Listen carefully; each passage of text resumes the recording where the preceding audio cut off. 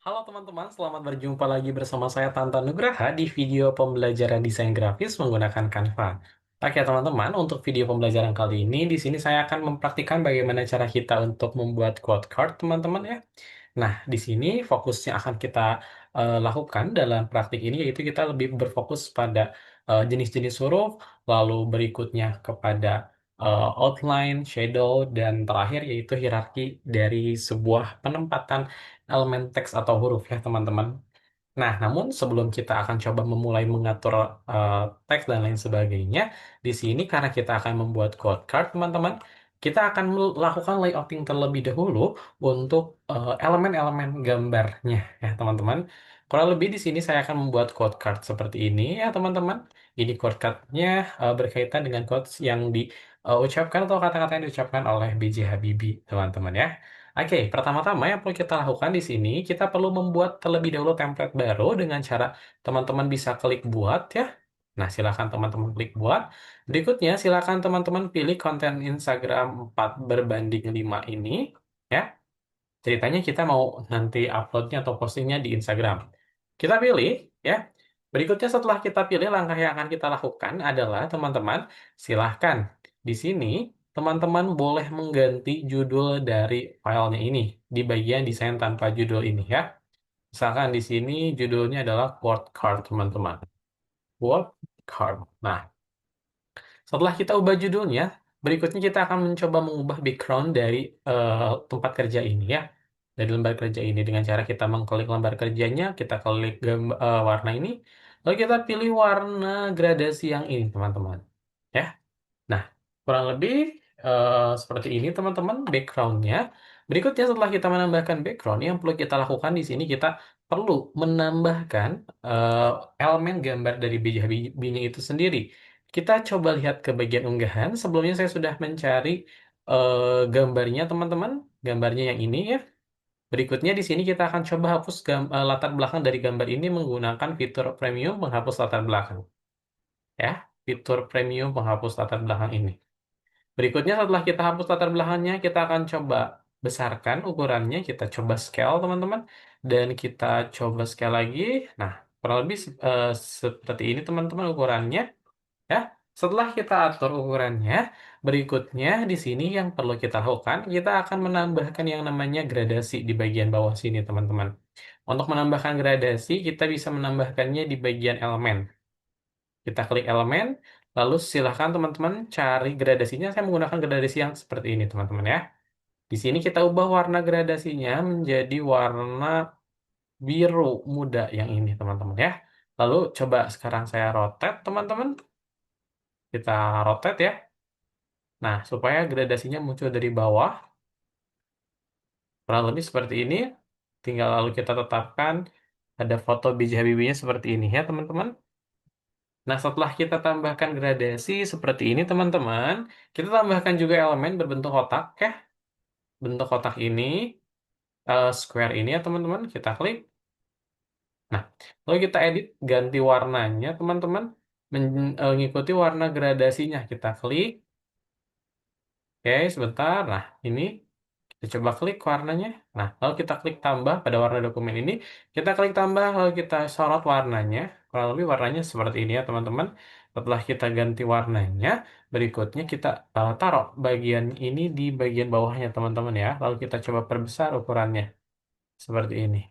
Ya, kurang lebih. Jadi di sini foto B.J. Habibie itu seperti muncul dari bawah gitu. Ya, tapi ditutupi oleh gradasinya seperti ini, teman-teman. Ya. Nah, setelah kita coba lakukan pembuatan gradasi ini, maka berikutnya yang akan kita lakukan di sini, teman-teman, adalah berikutnya kita akan mencoba menambahkan gambar pada bagian belakang B.J. Habibie ini ya.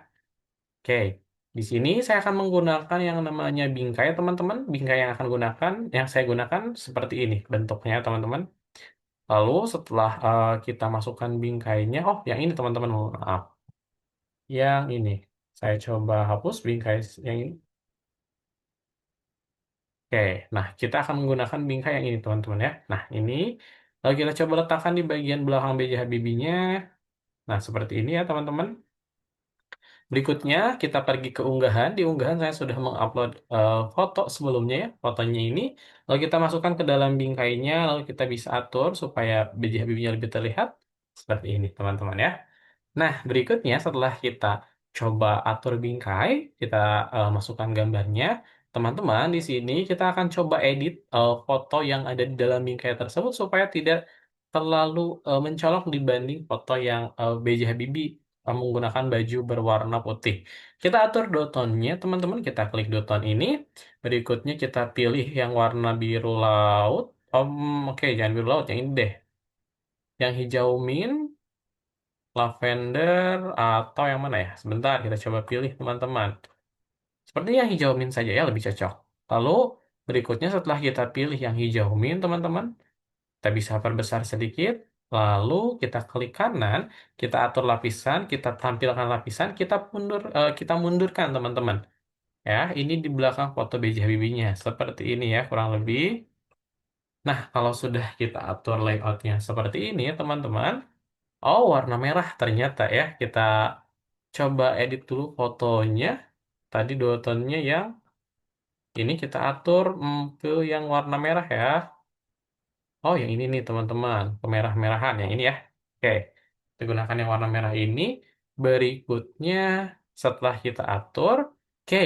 Kita akan mulai pada pengaturan teksnya ya setelah kita mengatur layout dari elemen gambarnya dan gradiennya.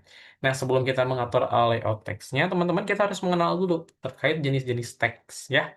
Nah, teks itu memiliki beberapa jenis. Secara garis besar, kalau dari sisi serifnya itu, teks itu terdiri dari dua jenis, yaitu teks berjenis serif, ya. Yang kedua ada teks berjenis sans serif, teman-teman. Bedanya apa? Oke, kita coba lihat contohnya di sini ya.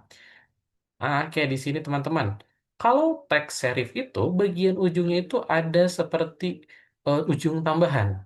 Sementara kalau misalkan teks sans serif itu, mereka tidak ada ujungnya lagi kalau sudah ujung teksnya itu seperti ini, teman-teman ya. Atau kita bisa definisikan, serif itu adalah garis kecil yang terpasang pada huruf, ya.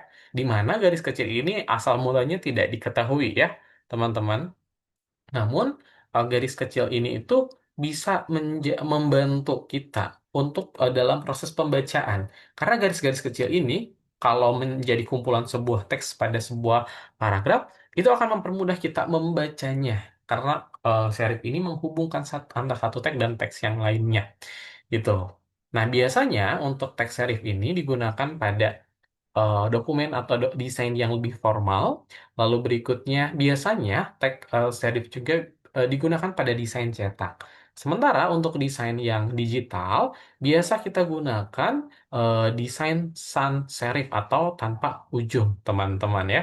Kurang lebih seperti ini contohnya. Dan biasanya untuk teks sans serif itu suasananya atau nuansanya tidak terlalu formal, teman-teman ya.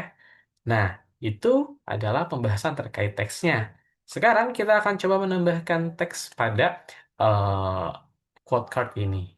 Kebetulan karena quote card ini rencananya tujuannya adalah di upload atau diposting di media sosial, di mana media sosial itu adalah media digital, maka di sini kita bisa menggunakan font jenis sans serif yang tanpa ujung. Untuk menambahkan font, nah kita bisa klik teks ini teman-teman. Namun sebelum kita menambahkan teks, kita harus mengetahui terlebih dahulu, teman-teman ya. Ada yang namanya hierarki dalam tipografi, ya.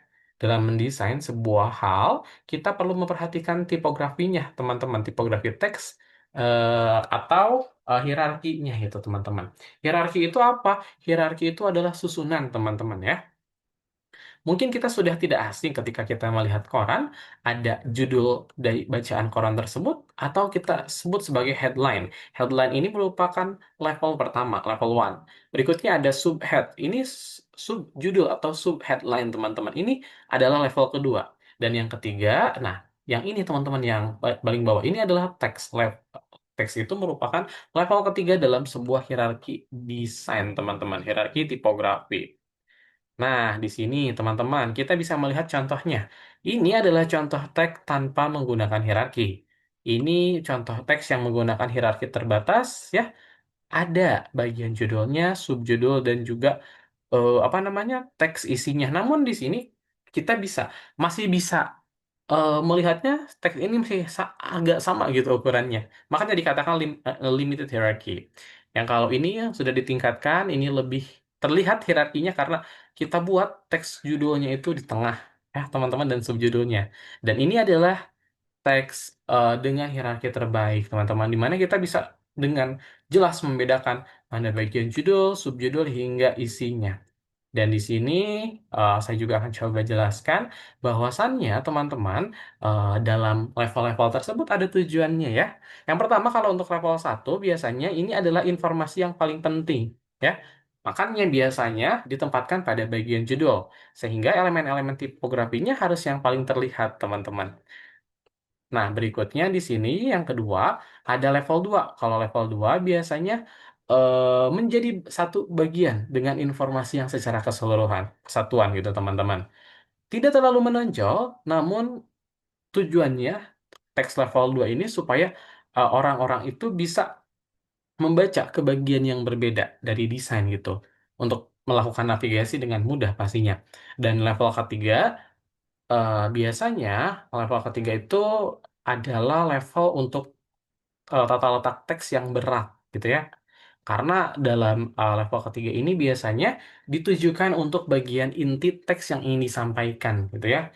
Maka dari itu, karena ini bagian intinya, perlu melakukan copywriting yang baik supaya teksnya bisa hidup gitu ketika dibaca oleh orang lain, teman-teman ya.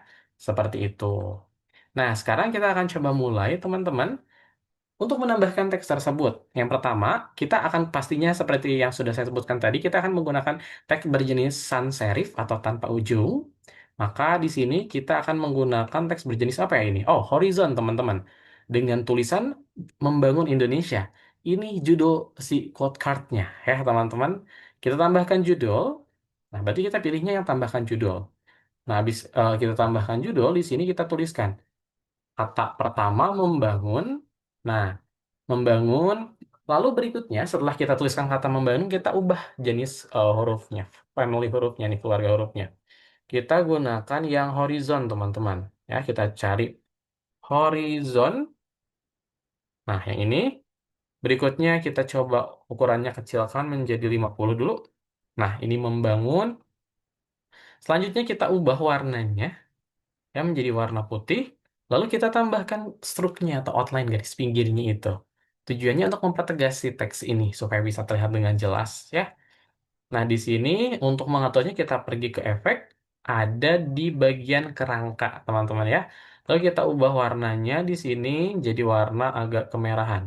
Nah, lalu kita juga teman-teman bisa tebalkan untuk stroke-nya ini, stroke-nya ini. Nah, kita tebalkan seperti ini, teman-teman.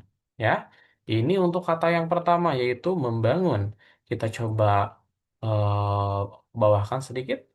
Nah, kita Ctrl C, Ctrl V, teman-teman. Nah, kita tambahkan kata Indonesia. Lalu kita blok, lalu kita coba besarkan, teman-teman. Ukurannya menjadi 70. Oke, terlalu besar. Berapa ya? Jangan 70 deh. 60. Oke, 65 berarti. Nah, oke, ini kita coba padukan dengan teks yang atasnya, teman-teman. Nah, kita coba kecilkan lagi. Jadi 60 saja berarti. Nah, membangun Indonesia ini adalah teks judulnya. Kita buat ukurannya lebih besar daripada teks-teks yang lainnya. Berikutnya, kalau judulnya sudah selesai, di sini kita akan coba tambahkan untuk level kedua. Itu kan tadi level pertama. Kita coba tambahkan level kedua. Level kedua di sini saya ingin meng-highlight bagian B.J. Habibie-nya. Maka di sini saya akan menambahkan subjudul, ya. Siapa sih yang nyebutin kata-kata atau ucapan ini? Yaitu B.J. Habibie, ya. B.J. Habibie. Habibie. Nah, kita blok, lalu kita atur teksnya, hurufnya menjadi jenisnya apa ya tadi itu ini? Oh, moon time, teman-teman. Ya, moon time. Moon time. Moon time yang ini ya. Nah, habis itu kita coba blok, teman-teman. Kita coba ganti warnanya jadi putih. Lalu kita perbesar ukurannya menjadi 50. Kita taruh di sini, teman-teman. Oh, ini kerubah semuanya ya. Sebentar. Nah, ini hanya untuk teks B.J. Habibie saja, ya.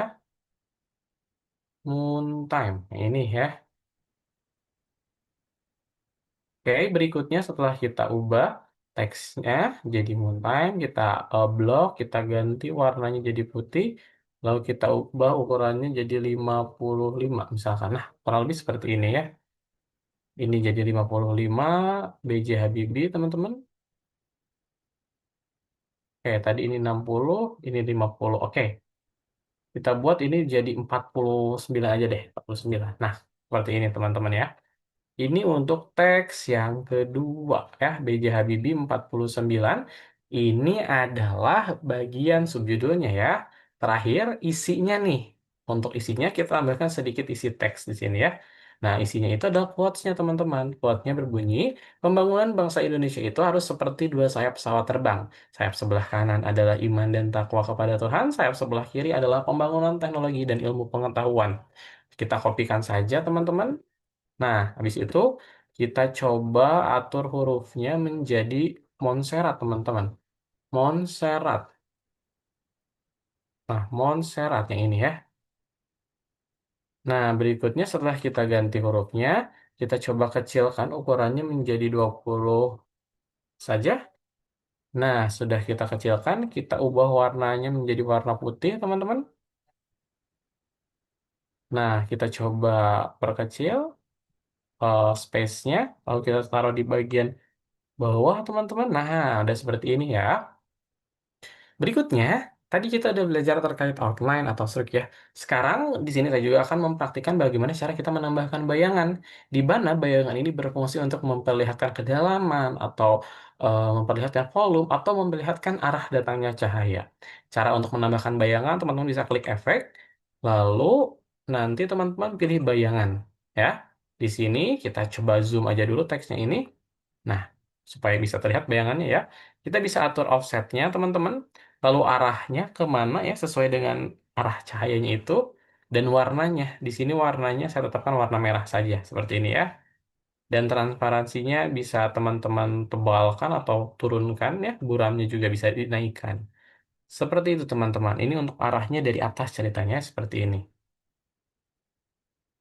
Nah, teman-teman, setelah kita berhasil untuk menambahkan typografinya atau tipografinya sesuai dengan hierarki yang barusan kita pelajari.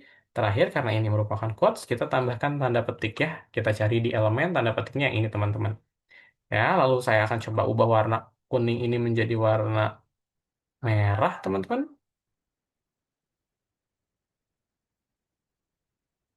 Oke, Mas. Oke, teman-teman. Nah, udah jadi warna merah. Habis itu kita coba kecilin ukurannya. Kita taruh di dekat quotes-nya ini. Seperti ini ya. Habis itu kita atur transparansinya biar tidak terlalu tebal. Nah, kita selanjutnya kita Ctrl C, Ctrl V, lalu kita rotate ya, putar maksudnya 180. Habis itu kita taruh di bagian bawah lagi. Nah, kurang lebih teman-teman, seperti ini untuk quote card-nya ya. Setelah kita menerapkan baik itu jenis font, lalu keluarga fontnya itu apa, lalu kita terapkan juga bayangan dan outline. Terakhir, kita juga sudah mempelajari yang namanya hierarki dari penggunaan teks dalam desain grafis. Oke, teman-teman, mungkin untuk pembelajaran terkait desain grafis, khususnya teks dan eh, warnanya itu cukup sekian. Mohon maaf bila banyak kekurangan. Sampai jumpa kembali teman-teman di video pembelajaran berikutnya.